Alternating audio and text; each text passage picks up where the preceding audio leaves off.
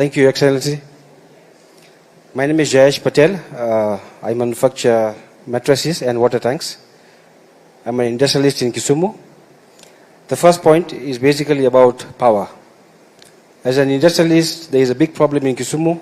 We do not have stable power. If you want more industries to come to the Kisumu County, the power must be stable. Otherwise, you cannot get investments. Now, nationally, I have 2-3 things to say. The bank interests have really gone up. Every industry in the country has borrowed funds, and today they are really paying a heavy price for it. Similarly, the fixed deposits have also gone up. So that has made people actually put money in the bank more than rotated in the economy. And that is actually making all the money be pulled out to the banks and obviously to the government. So if this interest rate goes down, the economy will improve. Another suggestion is the PAY tax. After 32,000 Kenyan shillings earned by any employee, there is a 25% tax. Now that is a lot of tax going to the government. I understand that every citizen has to pay tax, which is good, but for the economy to move and become more vibrant, I think this threshold of 32,000 maybe should be pushed up to 90 or 100,000. That will make every Kenyan who is earning money retain the money with him and obviously push it back to the economy. Lastly, the procurement. I have noted and observed that lots of things are over-exaggerated in procurement in the county and the national governments, and that is basically pilferage of taxpayers' money. The suggestion is that since Kenya is digital, why don't you put a ceiling of every item that has to be purchased? Example, if you are going to buy a wheelbarrow, it cannot go for $500,000. It should be somewhere 8,000-9,000. So if that is put as a ceiling, obviously the money will be controlled automatically. And the issue of trying to say reduce corruption stops auto. Thank you. Just last one, the issue of the police and the corruption issue which you mentioned, I have a suggestion. Because the fines are heavy, people opt to bribe and move on rather than pay the government. If the charges are reduced, say to 1,000 or 2,000, people will obviously pay the government and then also improve. Because at the end of the day, if they were guilty, say, of overspeeding, why would they pay 10,000 to the government? They would rather bribe 3,000 or 5,000 to the police. So if we go reverse way, we rather have the fines to be made 2,000 or 3,000. Thank you. Thank you very much. Thank you very much, Jayesh. On power stability, I quite agree with you, but I want to give you some good news. We had a big problem of a facility we had in Muhoroni. I'm sure you are aware. It made power very expensive and very erratic in Kisumu. I want to tell you that we have now shut down that facility because we've gotten additional power from the grid that avoids the generation that was being done in Muhoroni.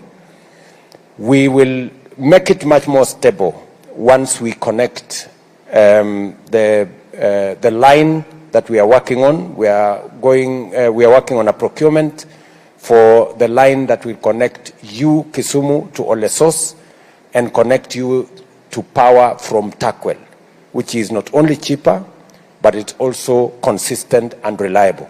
So if you give us a few more months, we should be able to complete that transmission line and be able to stabilize the power in Kisumu and assist you to do the manufacturing and industrialization that you are doing.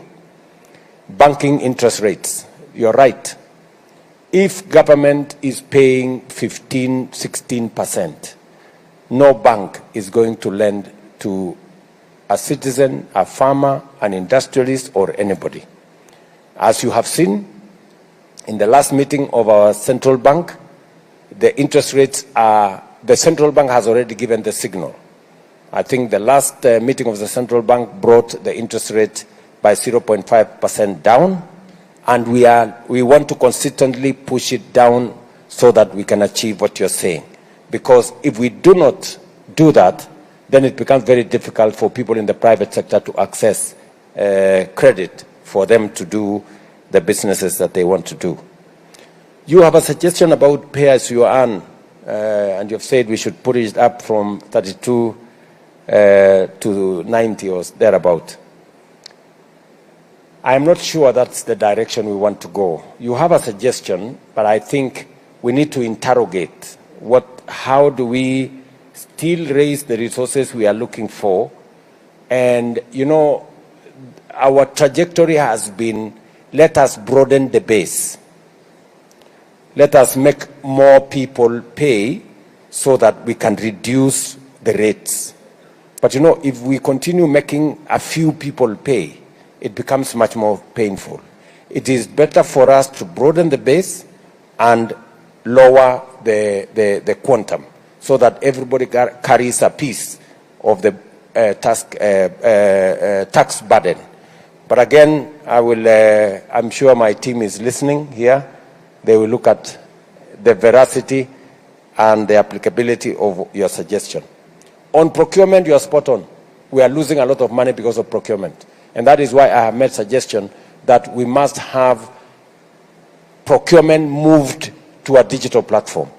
And everybody who wins a tender to do anything, we must display how much money, they have won a tender for how much money.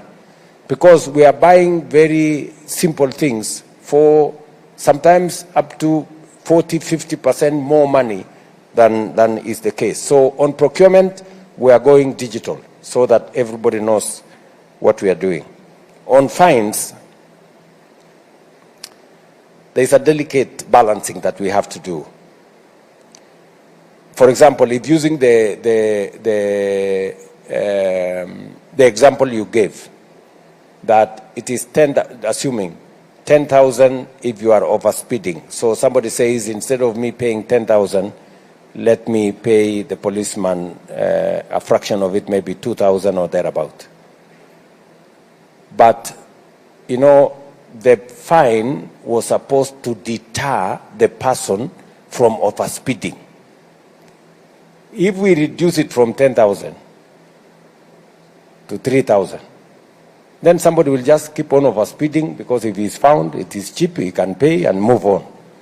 And then we end up with accidents and we end up with a bigger problem. So it's a balance that we have to strike. But again, I think we just need to discipline ourselves as Kenyans. What instead we want to do, Jayesh, is to make sure that the fines are instant. I think instant fine will deal with the challenge you have. I think somebody doesn't mind paying the fine. What they mind is the trouble of going to court, waiting for 2–3 days. Even if the fine is 5,000 and you have to wait for 3 days, it becomes very difficult, right? That is what actually sometimes people make people bribe policemen. So we are working on instant fines. Parliament has let us down. Members of Parliament are here. If you can conclude the amendment to the law so that we can actualize the instant fines. If you are found by a policeman, between you paying the government of Kenya instantly and giving the money to the policeman, many people will choose to pay the government of Kenya. So when we do instant fines, I think we will go a long way in treating the problem, Jayesh, you have said. Let me take the last shot from this end. Yes, somebody should... Okay, Mr. President, allow me ongea nikika chini. Okay, we have a good gentleman. Mimi naitwa Champion Disability Anton Riako.